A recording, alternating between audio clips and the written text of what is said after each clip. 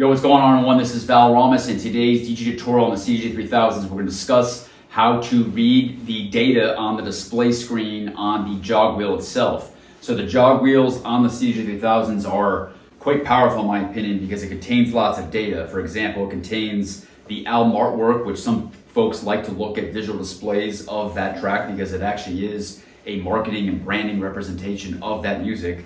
But it also has various highlighted words on the display screen itself, such as slip, mode, vinyl, sync, beat sync, and master. And then it has colors for the cue points or the hot cues as well, so you know where you're actually at in that track.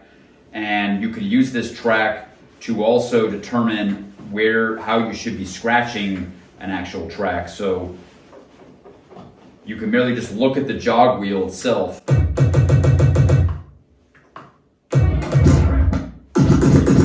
Jog wheel itself and then know where the first transient that beat is when you're scratching. So there's the cue point itself, and then there's a black bar on the display screen which can show you where you are actually at when you're scratching music. But this jog wheel display in summary contains a lot of important data to help you enhance your sets. So I'll bring the camera around, bird's eye view on top of the CDJ-3000. I'll show you how to actually read this data to improve your sets. Okay, this is the CDJ-3000 alongside a DJM 9 Nexus 2 mixer, and I'm gonna describe in this video how to read the jog wheel display. So if we zoom in a little bit, let's zoom in and let's move over.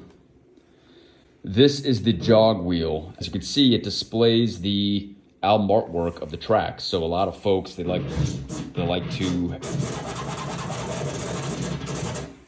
to see a visual representation, the branding of that actual track. Now it also has a few other highlighted features here. You have slip, you have vinyl. So if I toggle this between jog and vinyl mode, I like to keep it in vinyl, that way I can scratch. Now it has these various colors on the actual jog wheel itself. So blue is the blue cue point, red is the red cue point. So this red cue point is the one beat. So you can actually scratch by looking at the jog wheel itself. I mean, or you can look at the waveform, but you can look. This black tick mark is the current moment where the track, your fingers on the jog wheel are at in relation to that screen. So you can scratch. And now the next, these aren't great scratch sounds, but you get the point. You can identify sections of the track, and then that can give you greater situational awareness when you're playing live. This is master button. If that's highlighted, it means this track is the master player. So if I uncheck it and check the other one, you'll see that go away. Now it's no longer the master track. You have the sync button.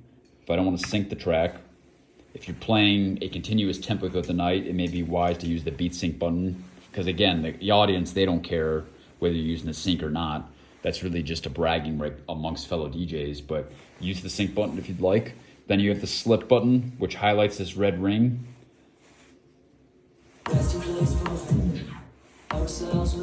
And again, you can see purple button, green cue, fifth cue point.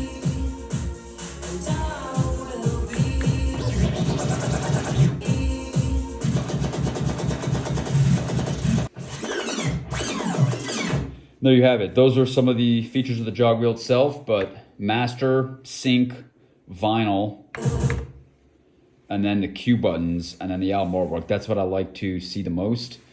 Now, if you go to this display indicator, this has the jog ring brightness, so you can adjust the jog ring brightness itself. You can see this is the ring right here. I like to have it on max, because if it's playing, this is going to circle.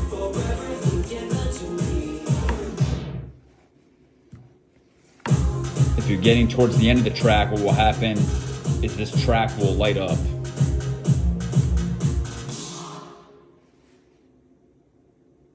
You see it's blinking. But when it's not at the end, it's just slowly blinking. now it's blinking faster.